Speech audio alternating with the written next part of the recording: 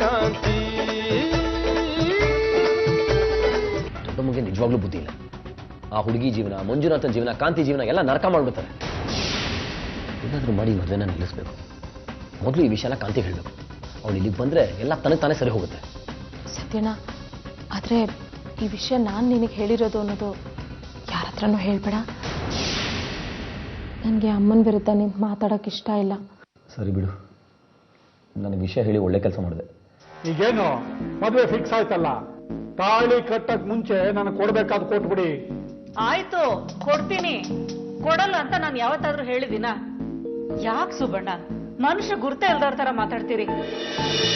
ವ್ಯವಹಾರ ಹೇಮಾವತಿ, ವ್ಯವಹಾರ ಶುದ್ಧವಾಗಿರ್ಬೇಕು. ಕಡ್ಲೆ ತಿಂದು ಕೈ ತೊಳ್ಕೊಂಡ ಹಾಗೆ.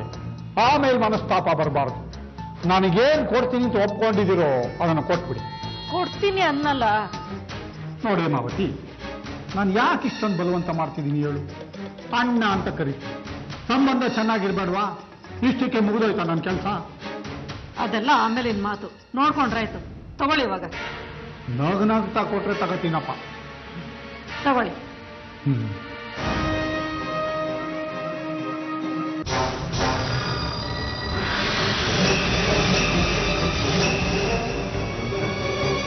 ನನಗೆ ಯಾಕೆ ಈ ರೀತಿ ಕನ್ಸುಗಳು ಬೀಳ್ತಾ ಇದೆ? ನಿಜವಾಗ್ಲೂ ಇವರೇನಾದ್ರೂ ಇಲ್ಲ, ಅವ್ರು ನನಗೆ ಮೋಸ ಮಾಡಲ್ಲ. ಏನ್ ಸತ್ಯನಾ? ಮನೇಲಿ ಯಾರು ಕಾಣ್ತಾನೆ ಇಲ್ಲ. ದೊಡ್ಡಮ್ಮ ಎಲ್ಲಿ ಹೋದ್ರು? ಅಮ್ಮ ಎಲ್ಲಿ? ಚಿಕ್ಕಮ್ಮ ಇನ್ನೂ ಎದ್ದಿಲ್ಲ. ಅಮ್ಮ, ಪುಟ್ಟಣ್ಣ, ಮಂಜು ಎಲ್ಲ ಬೆಳಗ್ಗೆನೆ ಎಲ್ಲೋ ಹೋದ್ರು. ನಾನು ಎದ್ದೇಳೋ ಅಷ್ಟೊತ್ತಿಗೆ ಅವ್ರು ಹೊರಟ್ಬಿಟ್ಟಿದ್ರು. ಎಲ್ಲಿಗೆ ಹೋದ್ರು ಅಂತ ಅದಕ್ಕೇನು ಗೊತ್ತಿಲ್ಲ ಅಂತಂದ್ರು. ನೀನು ಅವ್ರ ಹತ್ರ ಏನಾದರೂ ಮಾತಾಡಿದ್ಯಾ? ರಾತ್ರಿ ತುಂಬ ಲೇಟ್ ಆಗಿತ್ತಲ್ಲ, ಬೆಳಗ್ಗೆ ಎದ್ಮೇಲೆ ಮಾತಾಡಿದ್ರಾಯ್ತು ಅಂತ ಸುಮ್ಮನೆ. ಈಗ ನೋಡಿದ್ರೆ ಮನೇಲಿ ಯಾರೂ ಕಾಣ್ತಾನೆ ಇಲ್ಲ. ಸರಿ, ಯಾವುದಕ್ಕೂ ನಾನು ಹೋಗಿ ಮೊದಲು ರೆಡಿ ಆಗ್ಬಿಡ್ತೀನಿ. ಅಂದರೆ ನೀನು ಕಾಂತಿಗೂ ಫೋನ್ ಮಾಡಲಿಲ್ವಾ? ಇಲ್ಲ, ರಾತ್ರಿ ಅಷ್ಟೊತ್ತಿನಲ್ಲಿ ಯಾಕೆ ಫೋನ್ ಮಾಡೋದು ಅಂತ ನಾನೇ ಸುಮ್ಮನೆ. ಏನು ಸತ್ಯನಾ ನೀನು ಇಷ್ಟು ಲೇಟಾಗೆದ್ದು ಏನಾಗಿದೆ ಅಂತ ಕೇಳ್ತಿದ್ಯಾ? ನೀನು ಕಾಂತಿಗೆ ಫೋನ್ ಮಾಡೋದು ಯಾವಾಗ? ಮುಂದೇನು ಅಂತ ಯೋಚನೆ ಮಾಡೋದು ಯಾವಾಗ?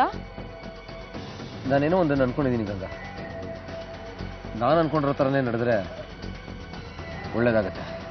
ಈ ಥರನೂ ಮದುವೆ ಆಗ್ತಾರ ಅಂತ ಆಶ್ಚರ್ಯ ಆಗ್ತಾ ಇದೆ. ನಿನ್ನೆವರೆಗೂ ಏನು ಯಾವಾಗ ಅಂತ ಏನೂ ಗೊತ್ತಿರಲಿಲ್ಲ. ಬೆಳಗ್ಗೆನೆ ಎದ್ದು ರೆಡಿಯಾಗಿ ಹೊರಟಿದ್ದೀವಿ.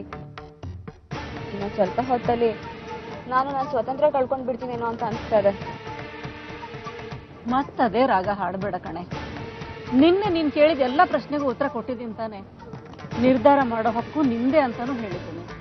ಈಗ ಮತ್ತೆ ಏನಮ್ಮ ನೀನು? ನಂಗೆ ಬೇಜಾರು ಆಗ್ಬಾರ್ದಾ? ನಾನು ಅನ್ಕೊಂಡ ಹಾಗೆ ಮದುವೆ ಆಗ್ತಾ ಇಲ್ಲ. ನೀನೇನು ಅಂತ ನಿನಗಿಂತ ಚೆನ್ನಾಗಿ ನನಗೊತ್ತು. ಈಗ ಸುಮ್ಮನೆ ನಡಿ, ದಾರಿಲಿ ರಗಳೆ ಮಾಡಬೇಡ. ಸರಿ. ಏನ್ ಪುಟ್ಟಣ್ಣ ಇಷ್ಟು ಬೇಗ ಬಂದ್ಬಿಟ್ಟಿದ್ದೀರಿ? ನಾನು 10 ಗಂಟೆ ಮೇಲಲ್ವಾ ಬಾ ಅಂತ ಹೇಳಿದ್ದು. ಕೆಲಸ ಬೇಗ ಮುಗಿಸ್ಕೊಂಡು ಹೋಗೋಣ ಅಂತ ಬೇಗ ಬಂದಿದ್ದೀವಿ.